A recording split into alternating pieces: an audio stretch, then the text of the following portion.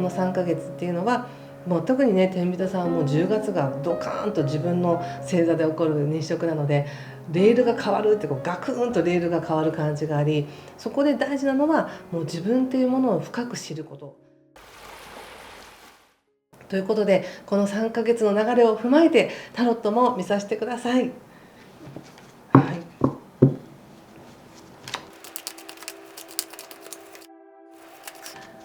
先ほどのね星の話で、その10月に自分自身を知るっていうのはどういうことなんだろうって思いますよね。これって例えば当たり前のように今まで生きてきたけど、本当の自分って何だろうっていうことを思って、本来の気質をフルパワーで等身大の自分で生きていくようになるシフトチェンジができるタイミングでもあるので、少しね動揺する方もいらっしゃるかもしれませんね。とてもいいでしょう。生まれそうって感じです。これはちょっと見てみます。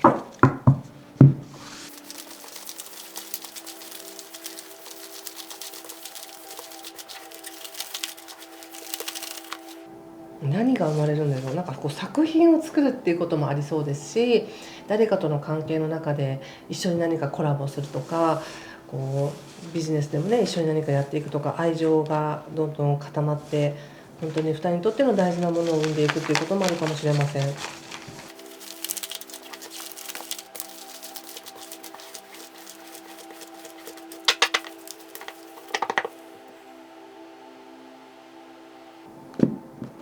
はい、じゃあ一緒に見てみましょう。3ヶ月です。ワンド9、ペンタクルスエース、ワンドエース、デビル逆、ソード2の逆、ソードエースの逆、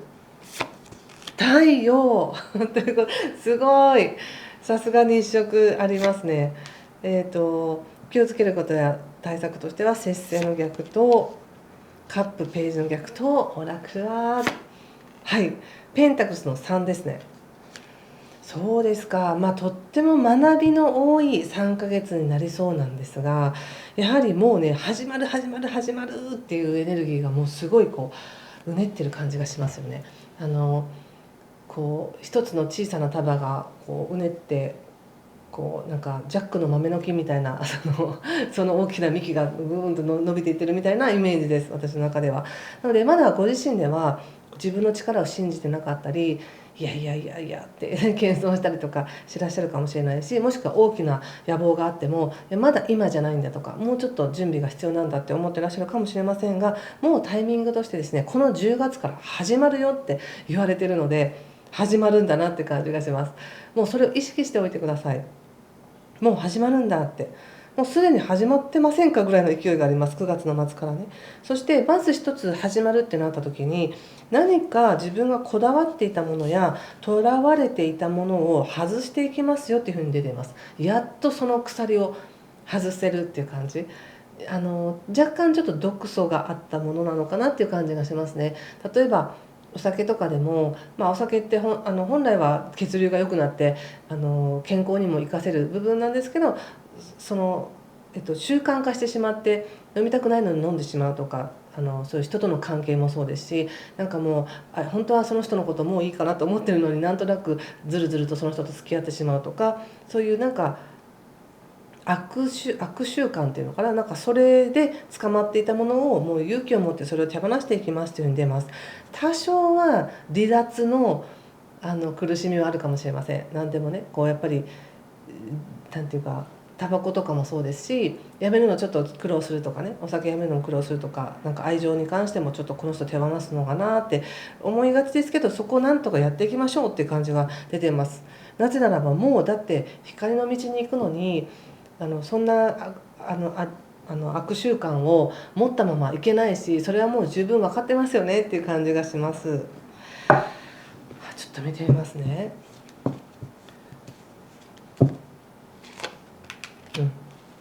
まず10月ですが、10月バンドの8の逆と節制と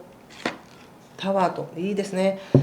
何かやっぱりね手放しましょう。10月思い切って自分の中であると思うんです、手放したいものって。いやこれ多分やめた方がいいんだよなって思ってることすでにあると思うので、それ思い切ってやめてみてください。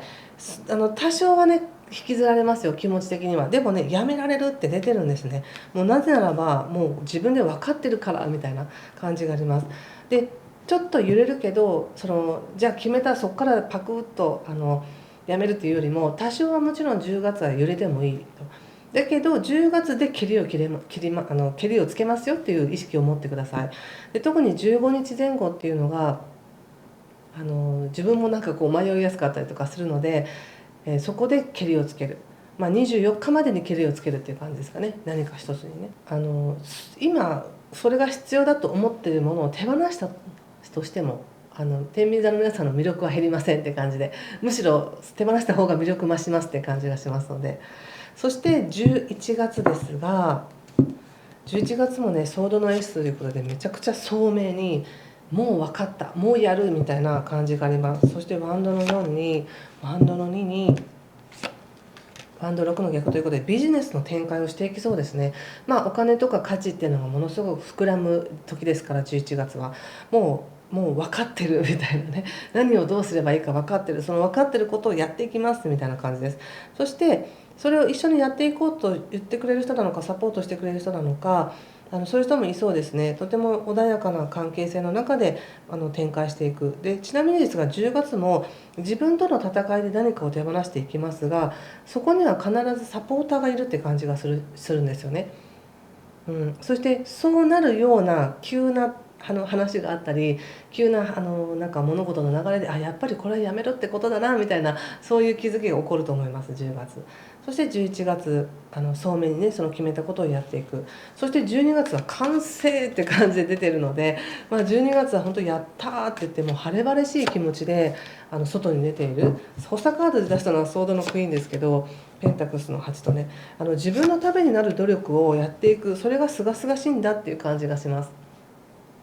誰かに対してもしくは関わる人の万人に対していい顔をしたりとか、